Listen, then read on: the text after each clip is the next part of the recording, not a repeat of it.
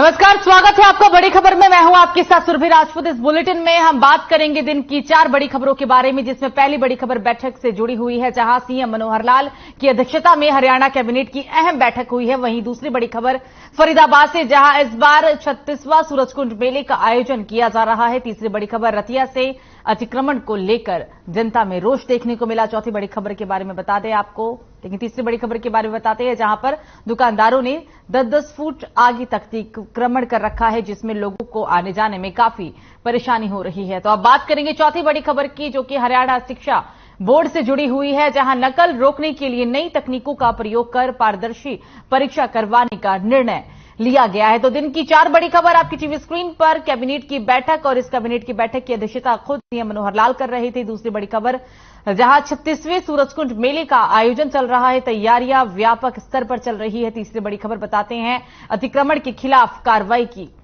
देखने को मिली, और यहां पर क्योंकि अतिक्रमण जिस तरीके से किया जा रहा है, इसमें लोगों में काफी गुस्सा भी देखने को मिल रहा है।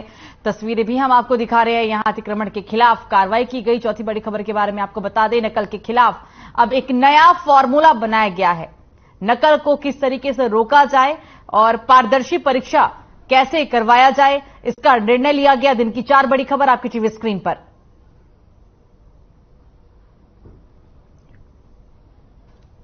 कैबिनेट की बैठक हुई है, और इस बैठक की अध्यक्षता खुद सीएम मनोहर लाल कर रहे थे।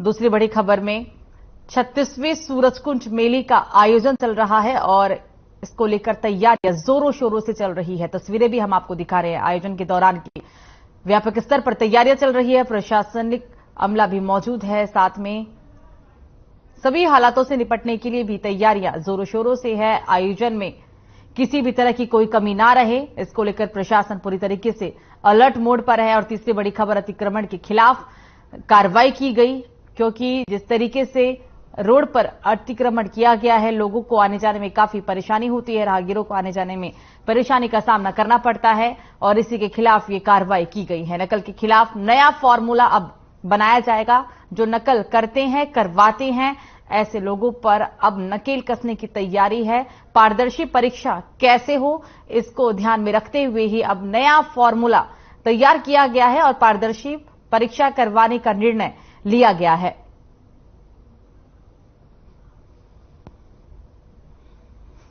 दिन की 4 बड़ी खबर आपकी टीवी स्क्रीन पर। तो केंद्रीय बजट के बाद अब राज्य बजट को लेकर भी 20 फरवरी की तारीख तय कर दी गई है। 2 चरणों में बजट पेश किया जाएगा, और कैबिनेट की बैठक में तारीखों का ऐलान किया गया। तारीखों पर मुहर लग चुकी है, और इस बैठक की अध्यक्षता खुद सीएम मनोहर लाल कर रहे थे। बैठक के दौरान की तस्वीरें भी हम आपको दिखा रहे हैं। इस बैठक में अब 20 फरवरी से शुरू होगा बजट सत्र। तारीख का ऐलान हो चुका है, और 2 चरणों में ये आयोजित किया जाएगा। हरियाणा कैबिनेट की बैठक में बजट सत्र पर मुहर लग चुकी है। तारीख का ऐलान हुआ है 20 फरवरी ये तारीख, और 2 चरणों में। तो रुक करते हैं पहली बड़ी खबर की ओर। चंडीगढ़ में हरियाणा कैबिनेट की अहम बैठक हुई। कैबिनेट की बैठक हरियाणा सिविल सचिवालय में 4थी मंजिल पर हुई है। सीएम मनोहर लाल ने बैठक की अध्यक्षता की। बैठक के दौरान कई अहम मुद्दों पर चर्चा भी हुई। साथ ही बैठक में विधानसभा के बजट सत्र के तारीखों पर मुहर लग चुकी है, जिसके बाद सीएम ने प्रेस कॉन्फ्रेंस करते हुए बजट को लेकर जानकारी भी दी है। बता दें कि सीएम ने इस दौरान कहा है कि 20 फरवरी से प्रदेश का बजट सत्र शुरू होगा। ये बजट सत्र जो 2 चरणों में आयोजित किया जाएगा, तो 2 चरणों में आयोजित होगा ये बजट सत्र। 20 फरवरी तारीख का ऐलान हो चुका है। कैबिनेट की बैठक हुई। इस बैठक की अध्यक्षता खुद सीएम मनोहर लाल कर रहे थे। हालांकि इस बैठक में और कई अहम बिंदुओं पर चर्चा की गई है, और साथ ही क्योंकि जिस तरीके से कल केंद्रीय वित्त मंत्री निर्मला सीतारमण ने केंद्रीय बजट पेश किया, और अब उसके बाद हरियाणा के बजट को लेकर बात कर लें कि तारीख का ऐलान हो चुका है। 20 फरवरी को बजट सत्र की तारीख रखी गई है, और 2 चरणों में ये आयोजित की जाएगी। सीएम मनोहर लाल इसकी खुद अध्यक्षता कर रहे थे। कैबिनेट की बैठक हुई, और भी कई बातों पर इस बैठक में चर्चा की गई है, और बैठक के दौरान सीएम ने प्रेस कॉन्फ्रेंस भी किया, मीडिया से मुखातिब हुए, और इस दौरान उन्होंने बजट सत्र को लेकर क्या कुछ सामने आएगा, कौन से वर्ग को कितना राहत मिलेगा, कई ऐसी बातें जो मीडिया से मुखातिब होते हुए उन्होंने जिक्र भी किया। हम आपको ये प्रेस कॉन्फ्रेंस के दौरान की तस्वीरें भी दिखा रही हैं। 20 फरवरी से बजट सत्र शुरू होगा और 2 दिवसीय और ये आयोजित होगा। हमने 3 से नीचे ही अपना ये जो वित्तीय घाटा ये रखा हुआ है। पिछले वर्ष का 2.9 यानी 21-22 का था, 2.9 था। 22-23 का अब ये समाप्त होगा वर्ष, तो उसमें लगभग 3% तक ही हम उसको कंट्रोल कर पाएंगे ऐसा लगता है। और एक अच्छी हरियाणा की स्थिति इस नाते से भी है। हमारे पड़ोस के जो प्रदेश हैं वो इसमें काफी वित्तीय संकट की स्थिति में आए हुए हैं, लेकिन हमने उससे कुछ लेना नहीं है। हमने तो अपनी प्रदेश की जो आर्थिक स्थिति है वो अच्छी रहनी चाहिए, इसके लिए हम कर रहे हैं। प्रधानमंत्री जी ने गरीब कल्याण अन्न योजना इसको 1 वर्ष के लिए और बढ़ाया है। उसमें अब किसी को भी जो अन्न लेना है, बीपीएल परिवार हो, अंत्योदय योजना के अंतर्गत हो, अन्य योजना के अंतर्गत हो, किसी को भी उसका पैसा नहीं देना। उनका जो 1 रुपया 2 रुपया लिया जाता था वो भी नहीं होगा, फ्री होगा। हमारे लगभग 29 लाख परिवार इससे लाभान्वित होंगे अगले वर्ष के लिए। केंद्रीय बजट में जैसा प्रति व्यक्ति आय की बात आई थी, तो पिछले 8 वर्ष में यानी 2014 में जो प्रति व्यक्ति आय थी उससे अब केंद्रीय बजट के अनुसार डबल होकर के 1.9 लाख पर व्यक्ति। वास्तव में ये जीडीपी का जो शेयर है ये वो होता है, तो उस नाते से आंका गया है। हरियाणा इसमें अपना योगदान 2.75 लाख 2,75,000 रुपया प्रति व्यक्ति, ये हमारा 22-23 का ये अनुमान हमारा रहने का है। अर्थात हम जो है केंद्र से भी काफी अच्छी स्थिति में है, यानी पूरे देश भर से, केंद्र से क्या पूरे देश भर की जो एवरेज है वो 1.97 है। हरियाणा की अपनी 2.75 लाख पर कैपिटा इनकम इसको आ सकते हैं। किसान लगभग 10 लाख के आसपास किसान परिवार होंगे जिनको ये सब गया है।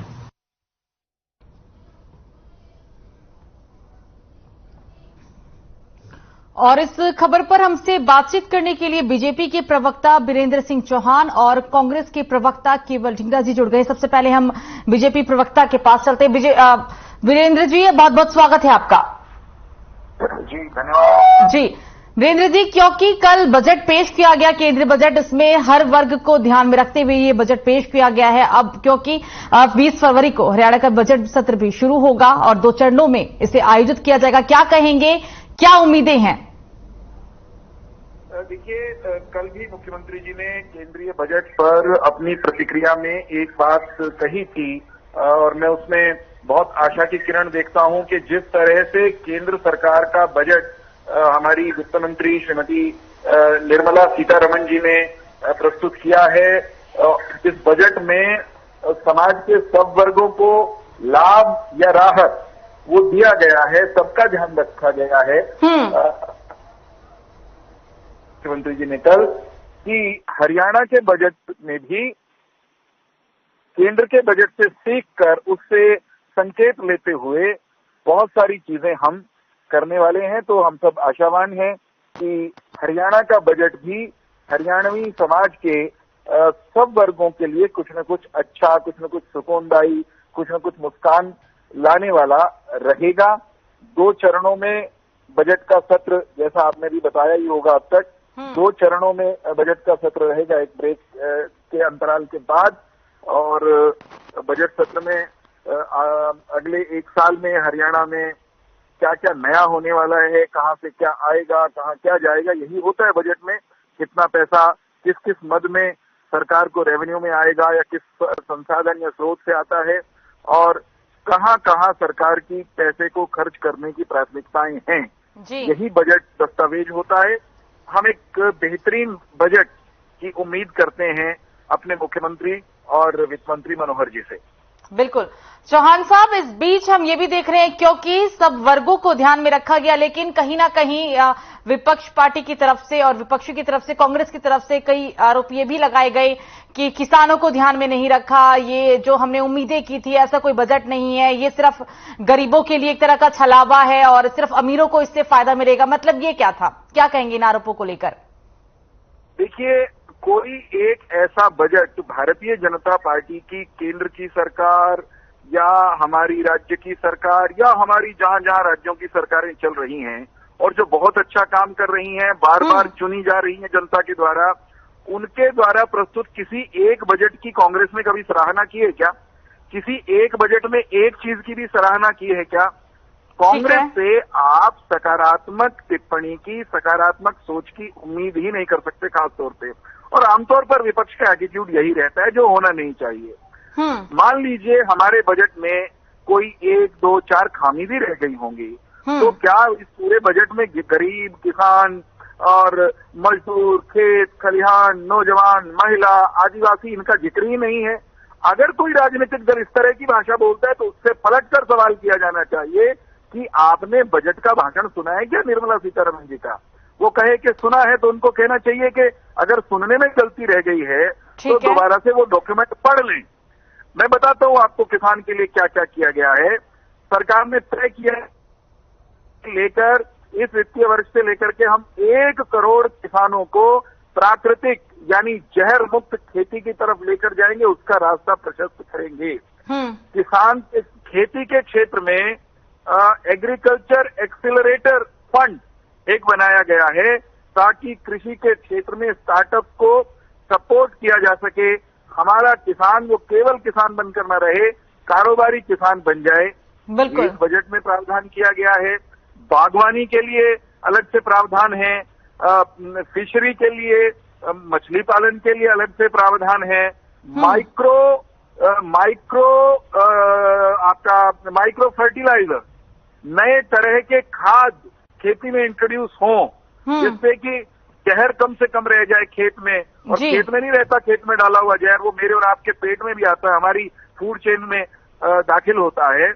उसके लिए सरकार ने प्रावधान किया है।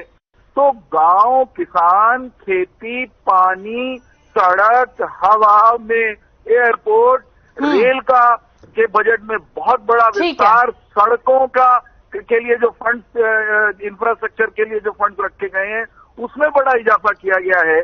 अगर उसको देखने सुनने के बाद भी कोई राजनीतिक दल कहता है कि बजट में कुछ नहीं है तो उसकी बुद्धि पर तरस खाया जा सकता है, उसकी सोच नकारात्मक है और उसने आंखें और कान दोनों बंद कर रखे हैं। ठीक है। प्रोफेसर साहब, हमारे साथ कांग्रेस के प्रवक्ता भी केवल ढींगरा जी भी जुड़े हुए हैं। ढींगरा साहब, पहले तो आपका स्वागत है। जी नमस्कार। जी नमस्ते आपको भी। ढींगरा साहब, क्योंकि कल केंद्रीय बजट पेश हुआ, सभी वर्गों का ध्यान में रखा गया, लेकिन कांग्रेस की तरफ से कई आरोप लगाए गए कि गरीबों के लिए नहीं है, ये सिर्फ अमीरों के लिए है, ये छलावा है, कई आरोप थे। अभी आप बीजेपी प्रवक्ता को भी सुन रहे थे। तो जो अब हरियाणा का बजट सत्र 20 फरवरी को तारीख का ऐलान हो चुका है, 2 चरणों में ये आयोजित होगा, क्या उम्मीदें हैं और क्या कहेंगे इसे लेकर? जी देखिए, सबसे पहले तो बड़ी बात ये थी, बजट के अंदर घुमाकर डाटे पेश किए गए। आप ये देखिए कि पहले 2.5 लाख पे जो है टैक्स नहीं लगता था, इनकम टैक्स की स्लैब जो थी, आज 3 लाख की स्लैब के ऊपर टैक्स 5% लग रहा है। ये 7 लाख की जो गोलमोल किया गया, जलेबी सी बनाई गई, असल में तो 3 लाख के ऊपर ही टैक्स लगेगा। जब बंदे की 7 लाख से ऊपर इनकम 1 रुपया भी बढ़ गई तो वो 3 लाख स्लैब जो है उसकी चेंज हो जाएगी और वो 3 लाख के ऊपर से उसको टैक्स देना पड़ेगा। एक बात तो ये क्लैरिटी नहीं की इन्होंने। और दूसरी बात ये थी कि किसानों का बजट कम किया गया। किसानों की मांग थी कि स्वामीनाथन रिपोर्ट लागू की जाए, C2 फॉर्मूला दिया जाए। कांग्रेस ये कहते हैं कि हम जैविक खेती की तरफ जा रहे हैं। अरे जैविक खेती की बात तो जब हम यील्ड को अगर हम कम कर देते हैं तो किसान जो है अपनी, अगर उसकी यील्ड भी कम हो जाएगी और उसको उसकी अमाउंट जो है सरकार जो देना चाहती है वो सरकार अमाउंट भी नहीं देगी, जो कि पहले यील्ड कम हो गई और सरकार पहले जितनी यील्ड होती है आज की डेट में उससे भी उसका गुजारा नहीं चलता। और अगर यील्ड को 5 गुना, 6 गुना, 8 गुना कम कर दिया जाएगा तो किसान का गुजारा कैसे चलेगा, ये तो बताते नहीं।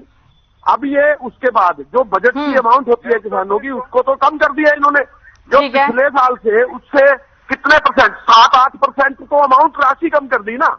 उसके बाद शिक्षा का बजट कम कर दिया। इसी तरह से सारे बजट, आप सारे के टोटल हर स्फीयर का बजट ले, सभी का कम कर दिया गया। मैं आपको आंकड़े सहित भेज सकता हूं कि सभी के अंदर कोई ऐसा सिस्टम नहीं जिसके अंदर बजट को इंक्रीज किया हो, डिक्रीज किया है। और टोटल बजट जो था 2.5 ट्रिलियन था, जब 2014 में मनमोहन सिंह जी की सरकार थी। आज कितना था? 2.5 ट्रिलियन आज है। तो 9 साल मोदी जी क्या करते रहे? कहां बजट इंक्रीज किया? ये तो बताना पड़ेगा ना। जब तक 9 साल के अंदर जो बजट 2014 के अंदर 2.5 ट्रिलियन था और आज भी 2.5 ट्रिलियन है, तो इसका मतलब मोदी जी ने कोई भी अच्छे दिनों का इजाफा पब्लिक के लिए नहीं किया। जब वो नहीं किया तो इसलिए उसका जो अमाउंट है सारी चीजों पे घटानी पड़ी। और दूसरी बात यह है, बेरोजगारी दर कैसे हो चुकी है आज देश के अंदर।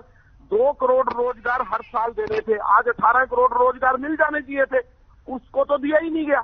और दूसरी बात और थी, जिस तरह से मजदूरों को नुकसान किया, जिस तरह से गंगा को स्वच्छ करने के लिए हर साल बजट के अंदर अमाउंट भी रखी जाती थी, उसके ऊपर पैसा भी खर्च हो रहा था। अब गंगा तो साफ हुई नहीं, लेकिन कई हजारों करोड़ रुपया जो खराब हो गया। और इस बार गंगा का नाम ही नहीं है, नमामि गंगे प्रोजेक्ट इस बजट के अंदर था ही नहीं। इसका मतलब ये शांत हो गए कि अब नमामि गंगे साफ होनी ही नहीं चाहिए। तो मोदी जी का स्वच्छ भारत कहां गया? आप बताएं ना, कितने सारे मुद्दे हैं, कितनी सारी चीजें हैं, लेकिन ये सारी चीजों से हर साल एक चीज को लॉन्च करते हैं, अगले साल उस चीज से भाग जाते हैं। ठीक है झिंगरा साहब, इतना समय नहीं है, इतना हमारे पास समय नहीं है, इसलिए अभी फिलहाल आप दोनों ही हमारे साथ जुड़े। अपना कीमती समय निकालने के लिए आप दोनों का बहुत बहुत शुक्रिया। तो अब रुक करेंगे यहां पर दूसरी बड़ी खबर की ओर। फरीदाबाद में लगने वाले सूरजकुंड मेले का हर किसी को इंतजार रहता है। इस बार 36वां सूरजकुंड मेला लगने जा रहा है, जिसकी शुरुआत 3 फरवरी से होने वाली है। आपको बता दें कि अंतर्राष्ट्रीय सूरजकुंड मेले में इस बार 45 देशों के विदेशी आर्टिस्ट के शामिल होने की संभावना है। जानकारी के अनुसार इस मेले में पूर्वोत्तर के 8 राज्य हिस्सा ले रहे हैं। इन सभी राज्यों के कलाकार इस मेले में अपनी कला का प्रदर्शन करेंगे और इसमें पूर्वोत्तर के 8 राज्यों के मुख्यमंत्री और राज्यपाल भी शामिल होने वाले हैं। हर साल की तरह इस साल मेले की थीम अलग होती है और मेले को उसी थीम पर सजाया जा सकता है। इस बार पूर्वोत्तर के 8 राज्यों असम, अरुणाचल प्रदेश, नागालैंड, सिक्किम, मणिपुर, मेघालय, मिजोरम और त्रिपुरा को थीम स्टेट बनाया गया है। यहां की संस्कृति से लेकर खान पान तक का आनंद सूरजकुंड आकर लिया जा सकता है।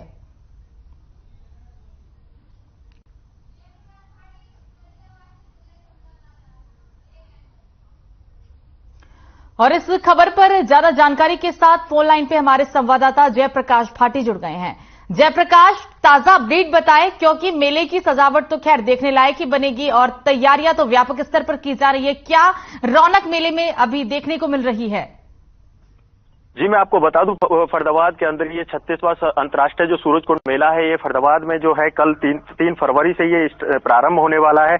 और जो देश के उपराष्ट्रपति जयदीप धनखड़ जी हैं, वो इसका शुभारंभ करेंगे। कल शाम को 4 बजे वो आके इसका शिलान्यास शुभारंभ करेंगे और उनके साथ में जो मनोहर लाल खट्टर हरियाणा के जो मुख्यमंत्री हैं, वो भी उनके साथ रहेंगे। और जो इसमें देश है, जो 45 देश हैं, उन 45 देशों की जो 45 देश है, उन्होंने यहाँ पे पार्टिसिपेट किया है। 45 देशों के लोग जो यहाँ पे हैं, हिस्सा ले रहे हैं। उनके यहाँ की संस्कृति की बात की जाए या नृत्य की बात की जाए या उनके जो भी अपने वहाँ के जो कलाकार हैं, वो यहाँ पे जो 36वां अंतर्राष्ट्रीय सूरजकुंड मेला है, उसमें वो सारे के सारे पार्टिसिपेट करके और उसमें अपना जो भी सांस्कृतिक प्रोग्राम है उनको यहाँ पे सभी जो भी यहाँ पे फरीदाबाद की बात की जाए, दिल्ली और सारे जो 45 देश हैं, वो यहाँ पे 45 देशों के जो लोग हैं या राष्ट्रपति हैं या फिर जो भी राज्य मंत्री हैं या जो भी हैं, वो सारे के सारे वीआईपी लोग यहाँ पर पहुंचने वाले हैं।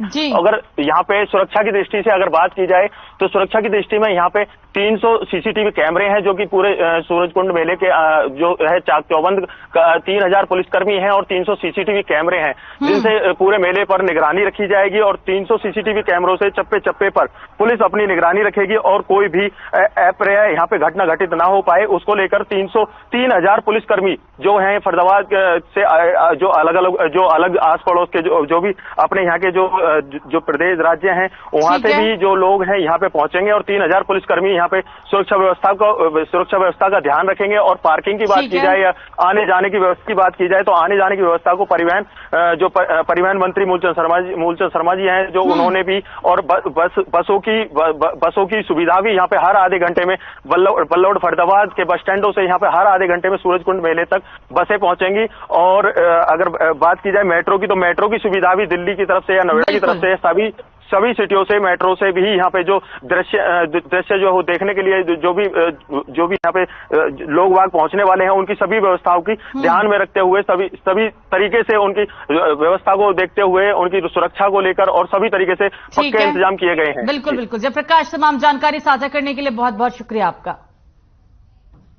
रुक करते हैं तीसरी बड़ी खबर की और ये खबर रतिया से है, जहां दुकानदारों ने दुकानों के आगे 10-10 फुट तक का अतिक्रमण कर रखा है, जिससे लोगों को आवाजाही में काफी दिक्कत का सामना करना पड़ रहा है। बता दें कि फतेहाबाद रोड, बुडलाड़ा रोड और मेन बाजार और टोहाना रोड पर दुकानदारों ने 10-10 फुट आगे तक अतिक्रमण करा हुआ है, जिससे लोगों को आने जाने में काफी परेशानी का सामना उठाना पड़ता है। पूरा दिन बाजार में जाम लगा रहता है और दुकानदारों के अतिक्रमण से लोगों को काफी अब गुस्सा भी देखा जा रहा है। लोगों ने इसकी शिकायत एसडीएम जगदीश चंद्र को भी की, जिसको लेकर एसडीएम जगदीश चंद्र ने मामले पर पूरा संज्ञान लिया और नगर पालिका अधिकारी को बैठक कर सख्त निर्देश दिए कि दुकानों के आगे पीली पट्टी लगाई जाए और उसके बावजूद अगर दुकानदार अतिक्रमण करते हैं तो उनके खिलाफ सख्त से सख्त कार्रवाई भी की जाए और भारी जुर्माना भी लगाया जाए। मीडिया से बातचीत करते हुए एसडीएम ने कहा कि लोगों को किसी भी किस्म की दिक्कत नहीं होने दी जाएगी। अगर दुकानदार इसके बावजूद भी अतिक्रमण करते हैं तो उनके खिलाफ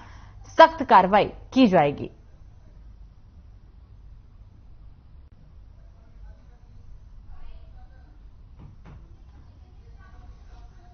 इसमें मैंने भी और एक दिन जो एसएचओ सिटी हमने शहर के अंदर राउंड लिया था और जो एमसी की टीम है उसके साथ भी मैंने अलग से एक राउंड लिया है। तो उसके अंदर हमने ये डिसाइड किया कि पहले हम पूरे शहर के अंदर येलो पट्टी लगा देते हैं। जैसे आपका इधर टोहाना रोड हो गया, मैन बाजार है, या बस स्टैंड के जो फ्रंट वाली जो रोड है वहां पे सारे एक बार येलो पट्टी लगा देते हैं। अगर कोई येलो पट्टी के अंदर आएगा तो फिर उसके खिलाफ कार्रवाई होगी, पुलिस भी कार्रवाई करेगी और जो बाजार के अंदर है जो एमसी है इसके अंदर ये भी कार्रवाई करेंगे।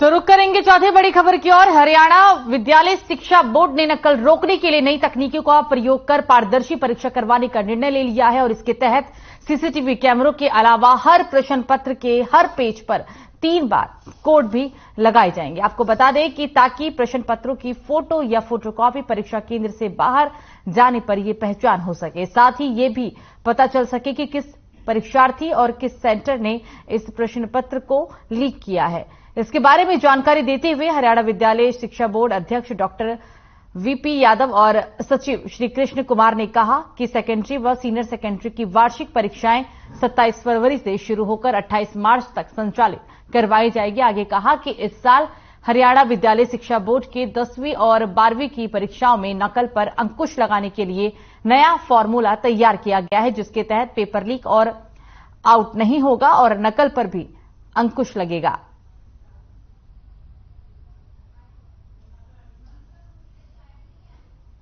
इस बार हमने एक क्यूआर कोड इंट्रोड्यूस किया है, इसके बारे में मैं पहले भी बता चुका हूं। और हर क्वेश्चन पेपर के अंदर एक तो सबसे पहले क्वेश्चन पेपर के अंदर हर बच्चे के रोल नंबर से और उसके नाम से क्वेश्चन पेपर होगा, उसके ऊपर क्यूआर कोड अंकित है।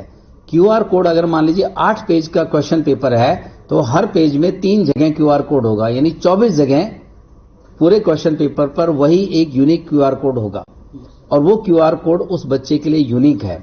अगर कोई उसकी फोटो खींचकर उसको वायरल करने की कोशिश करेगा तो तुरंत बोर्ड को इसके बारे में पता लग जाएगा। फिर क्वेश्चन पेपर्स पहले एक इकट्ठे बंडल में खुला करते, अब 24-24 के हमने पैकेट बनाए हैं जो सील्ड पैकेट होंगे और इन्विजिलेटर को दिए जाएंगे। वहीं जाकर एग्जामिनेशन रूम में क्वेश्चन पेपर्स के पैकेट खुलेंगे, 2 बच्चों के उस पर सिग्नेचर होंगे, पहले दिखाया जाएगा कि ये सील्ड है और सबके सामने खोला जाएगा। 2 विद्यार्थियों परीक्षार्थियों के उस पर सिग्नेचर लिए जाएंगे और उसके बाद ही क्वेश्चन पेपर खुलेगा।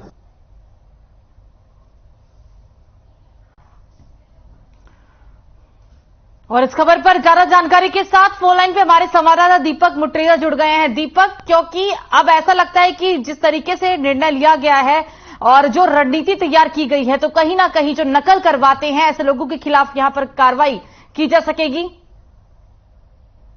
हरियाणा विद्यालय शिक्षा बोर्ड ने नया फार्मूला वो इजाद किया है, उसके तहत उन्होंने QR कोड जो है सभी प्रश्न पत्र पे लगाया है। प्रश्न पत्र के साथ साथ जितने भी पेज होंगे उन सभी पेजों के ऊपर 3 बार QR कोड लगे होंगे, एक बार ऊपर, फिर बीच में और फिर सबसे नीचे, ताकि कोई भी व्यक्ति अगर उसकी फोटो लेता है या फोटो स्टेट लेता है, ताकि काफी सारे जो लोग हैं वो पेपर को लीक कराने के लिए उसकी फोटो लेते हैं, तो उसमें पता लग पाएगा कि किस बच्चे का ये पेपर है और किस सेंटर से ये पेपर जो है लीक हुआ है। उसके बाद उस पर जो है बोर्ड कार्रवाई कर पाएगा। इसके लिए डॉक्टर VP यादव जो कि बोर्ड अध्यक्ष है उन्होंने साफ तौर पर साफ कर दिया है कि किसी प्रकार की नकल ना चले। इसके लिए तमाम व्यवस्थाएं हरियाणा विद्यालय शिक्षा बोर्ड ने कर ली है और पेपर जो है शांतिपूर्ण ढंग से होंगे, इसके लिए तमाम तैयारियां बोर्ड ने अब फिलहाल तैयार कर ली है। पूरा खाका जो है इसका वो भी पूर्ण रूप से तैयार हो चुका है। बिल्कुल दीपक, तमाम जानकारी साझा करने के लिए बहुत बहुत शुक्रिया आपका। तो फिलहाल दिन की 4 बड़ी खबरों में मुझे दीजिए इजाजत, नमस्कार।